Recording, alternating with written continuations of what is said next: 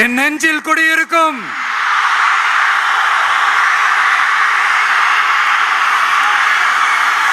புதுச்சேரி மக்கள் உங்கள் அனைவருக்கும் என்னுடைய வணக்கம். வணக்கம் வணக்கம். எல்லாரும் எப்படி இருக்கீங்க?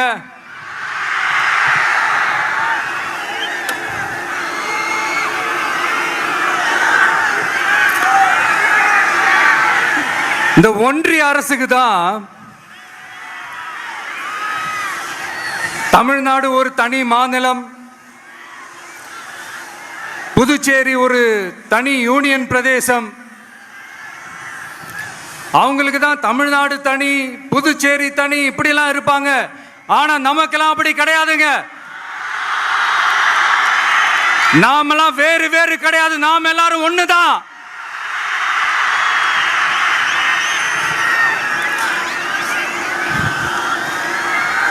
தமிழ்நாடும் புதுச்சேரியும் தனித்தனியாக இருந்தாலும் நாம் எல்லாரும் ஒண்ணுதான். நாம் எல்லாரும் சொந்தம் தான்.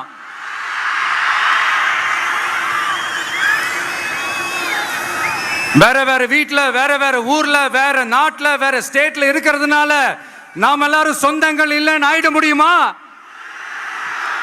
அது எப்படி முடியும்? இப்ப பாத்தீங்களா, ஒருத்தருக்கு ஒருத்தர் பார்த்துக்கும் போது அந்த பாச உணர்வு, அதுதாங்க, அது மட்டும்தான். அது இருந்துட்டாலே போதும், வேற எதுவுமே தேவையில்லை.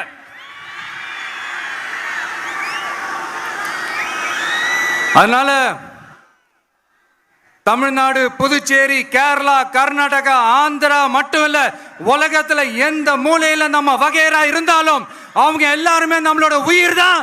அவங்க எல்லாருமே நம்மளோட உறவு தான்.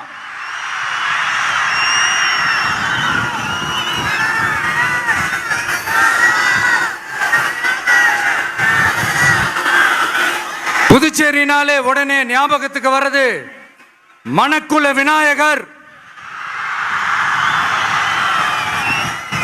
அரவிந்தர் ஆசிரமம், வில்லியனூர் மாதான் சொல்லி இவங்க எல்லாரும் ஞாபகத்தில் வருவாங்க. அது மட்டும் இல்ல, மகாகவி பாரதியார் அவர்கள் இருந்த மண்,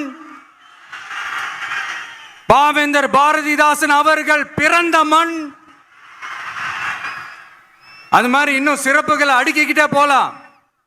ஆனா அரசியல்னு வந்துட்டா ஒரு முக்கியமான விஷயத்தை பத்தி நம்ம சொல்லி ஆகணும். 1977 புரட்சி தலைவர் எம்ஜிஆர் அவர்கள் தமிழ்நாட்டில் ஆட்சி அமைச்சாங்க. ஆனா அதுக்கு முன்னாடியே 1974 இங்க புதுச்சேரியில அவங்களோட ஆட்சி அமைஞ்சது. அதனாலதான் அப்பவே சொன்னாங்க, நமக்காக வந்தவர் எம்ஜிஆர், அவரை தமிழ்நாட்டில் மிஸ் பண்ணிடாதீங்கன்னு நமக்கு அலர்ட் பண்ணதே புதுச்சேரி தான். அப்படிப்பட்ட புதுச்சேரியை நம்மளால மறக்க முடியுமா? அது மட்டும் இல்ல, இங்க இருக்கிற மக்கள் தமிழ்நாடு மாதிரியே புதுச்சேரி மக்களும் என்ன கிட்டத்தட்ட ஒரு 30 வருஷமா என்ன தாங்கி பிடிச்சுக்கிட்டு இருக்கிறீங்க.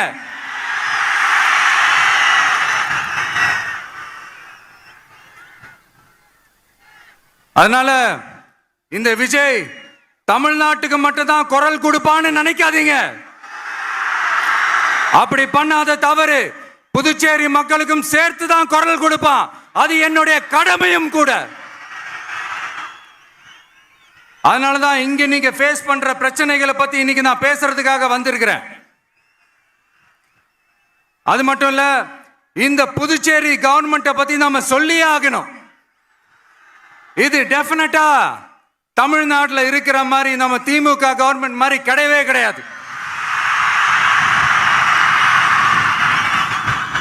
ஏன்னா வேற ஒரு அரசியல் கட்சி நடத்துற நிகழ்ச்சியாகவே இருந்தாலும் அந்த நிகழ்ச்சிக்கு தன்னெழுச்சியா வர நம்ம மக்களுக்கு பாதுகாப்பு கொடுத்து பாரபட்சமே காட்டாம இந்த கவர்மெண்ட் நடந்துகிட்டு இருக்கிறாங்க. அப்படிப்பட்ட இந்த புதுச்சேரி கவர்மெண்ட்டுக்கும் நம்ம புதுச்சேரி சிஎம் சார் அவர்களுக்கும் இந்த நேரத்தில் என்னுடைய மனப்பூர்வமான நன்றிகளை தெரிவிச்சுக்கிறேன். இத பார்த்தாவது தமிழ்நாட்டில் இருக்கிற அந்த திமுக கவர்மெண்ட் கத்துக்கிட்டா நல்லா இருக்கும்.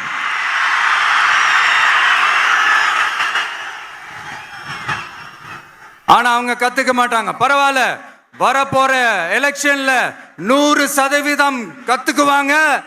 அத நம்ம மக்கள் பார்த்துக்குவாங்க.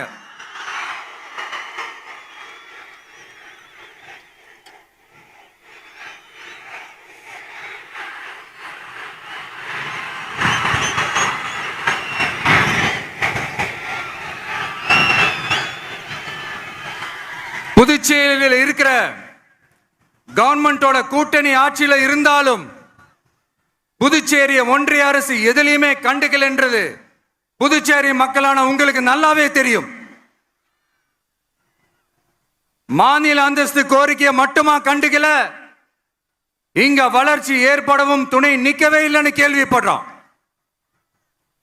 இந்த புதுச்சேரிக்கு இன்னும் மாநில அந்தஸ்து கொடுக்கல.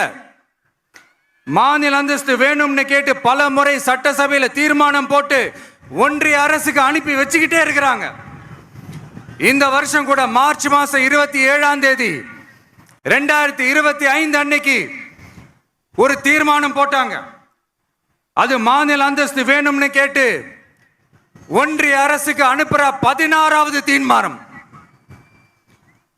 புதுச்சேரி காரைக்கால் பகுதிகளில் மூடப்பட்ட 5 மில்கள், பல்வேறு தொழிற்சாலைகளை மீண்டும் திறக்கிறதுக்கு இதுவரைக்கும் ஒரு துரும்ப கூட கிள்ளி போடல. பல்லாயிரக்கணக்கான இளைஞர்களோட வேலை வாய்ப்புக்காக எதையுமே செய்யல. இங்க ஒரு ஐடி கம்பெனி உருவாகணும்ன்றது எண்ணமே இல்லை. அதை பத்தி யார் பேசினாலும் அது அவங்க காதல விழவே விழல. இங்க ஒரு அமைச்சரை ஊழல் குற்றச்சாட்டுல பதவி விட்டு நீக்கப்பட்டு அந்த இடத்துக்கு இன்னொருத்தரை நியமிச்சு 200 நாள் ஆச்சு. இன்னும் அவருக்கு ஒரு இலாக்காவே தரல. இந்த செயல் சிறுபான்மை மக்களை அவமானப்படுத்துறதுன்னு அந்த மக்களே சொல்றாங்க. புதுச்சேரியோட முக்கிய அங்கமாக இருக்கிற காரைக்கால், மாகே, ஏனாம் பகுதிகளில் எல்லாம் முன்னேற்றமே இல்லைன்னு அந்த பகுதி மக்கள் சொல்லிக்கிட்டே இருக்கிறாங்க. குறிப்பா காவிரியோட கடைமடை பகுதியான காரைக்காலை மொத்தமா கைவிட்ட மாதிரி தான் இருக்குது. இது எல்லாமே முன்னேற்றம் அடையணும். டூரிஸ்ட் பிளேஸ் ஆன புதுச்சேரியில போதுமான அளவு பார்க்கிங் வசதி இல்ல, போதுமான அளவு கழிப்பறை வசதி இல்ல. இதெல்லாமே மேம்படுத்தணும். புதுச்சேரி கடலூர் மார்க்கமான ரயில் திட்டம் வேணும்ங்கிறது நீண்ட கால கோரிக்கை. புதுச்சேரி மக்களுக்கு ஒன்னே ஒண்ணுதான் சொல்லணும், இந்த திமுகவை நம்பாதீங்க. அவங்களுக்கு உங்களை நம்ப வச்சு ஏமாத்துறது தான் அவங்க வேலையே. நான் சொன்ன பல கோரிக்கைகளை எல்லாம் தீர்த்து வைக்கிறதுக்கு நம்ம புதுச்சேரி கவர்மெண்ட்டுக்கும் அதோட மக்கள் திட்டங்களுக்கும் ரொம்ப அக்கறையா உண்மையா துணை நிற்கணும். தமிழ்நாட்டை ஒதுக்குற மாதிரி புதுச்சேரியும் ஒதுக்க கூடாதுன்னு நாங்க கேட்டுக்கிறோம்.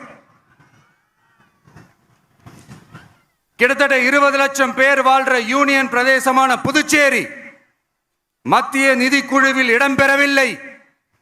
அதனால் மாநிலங்களுக்கான நிதி பகிர்தல் அடிப்படையிலும் யூனியன் பிரதேசங்களுக்கான நிதி பகிர்தல் அடிப்படையிலும் புதுச்சேரிக்கு நிதி ஒதுக்கப்படுவதில்லை. அதனால ஒவ்வொரு ஆண்டும் புதுச்சேரிக்கு தோராயமாகவே மத்திய அரசு நிதியை விடுவிக்கிறது. அந்த நிதியும் அரசு ஊழியர்களின் சம்பளம், ஓய்வூதிய தொகை உள்ளிட்ட திட்ட செலவுகளுக்கே சென்று விடுவதால் மீத தேவைக்கு வெளிச்சந்தையிலும் கடன் பத்திரங்களை கடன் வாங்குகிறது புதுச்சேரி. இந்த நிலைமை மாறணும்னா ஒரே வழி, மாநில அந்தஸ்து நம்ம புதுச்சேரி மக்களோட பல்லாண்டு கால கோரிக்கை. புதுச்சேரிக்கு போதுமான நிதி வரத்து இல்லாததுனால வெளியே கடன் வாங்க வேண்டியதா இருக்கு. புதுச்சேரியோட கடனை குறைச்சு தற்சார்பு பொருளாதாரத்தை வளர்த்தெடுக்க திட்டங்கள் வகுக்கப்பட வேண்டும். மாநில அந்தஸ்து வாங்கினா மட்டும் போதாது இல்லையா, தொழில் வளர்ச்சியும் தேவையாச்சே. புதுச்சேரி தென்னிந்தியாவின் முன்னணி இண்டஸ்ட்ரியல் ஹப்பாக மாற்ற எல்லா முயற்சிகளும் எடுக்க வேண்டும். இந்திய அளவில் ரேஷன் கடைகளே இல்லாத மாநிலம் புதுச்சேரி தான். ஏழை எளிய மக்களுக்கு வாழ்வாதாரமே ரேஷன் கடைகள் தான். மற்ற மாநிலங்கள்ல இருக்கிற மாதிரி இங்கேயும் அரிசி, சர்க்கரை, பருப்பு, கோதுமை, எண்ணெய்னு அனைத்து பொருட்களும் வழங்கும் முறை சீராக்கப்பட வேண்டும். கடைசியா மீன் பிடிக்க செல்லும் காரைக்கால் மீனவர்களை அடிக்கடி கைது செய்யும் இலங்கை கடற்படை அவர்களின் படகுகளையும் பறிமுதல் செய்து விடுகிறது. அதனால் நீண்ட போராட்டங்களுக்கு பிறகு அவர்கள் விடுவிக்கப்பட்டாலும் படகுகள் கிடைக்காததால் ஒரு மோசமான நிலைக்கு தள்ளப்படுகின்றனர். இந்த நிலை மாற வேண்டும். நான் மறுபடியும் சொல்றேன், இந்த விஜய் புதுச்சேரி மக்களுக்காகவும் எப்பவும் துணை நிற்பான். வரப்போற புதுச்சேரி தேர்தல் களத்துல நம்மளுடைய தமிழக வெற்றி கழகத்தின் கொடி பட்டொளி வீசி பறக்கும். கான்பிடென்டா இருங்க, நல்லதே நடக்கும். வெற்றி நிச்சயம். மீண்டும் சந்திக்கும் வரை நன்றி, வணக்கம். மக்கள்